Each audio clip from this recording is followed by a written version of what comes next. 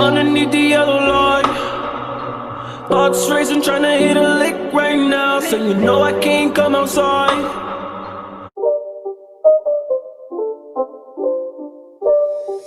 It's not a game, it's a rich thing.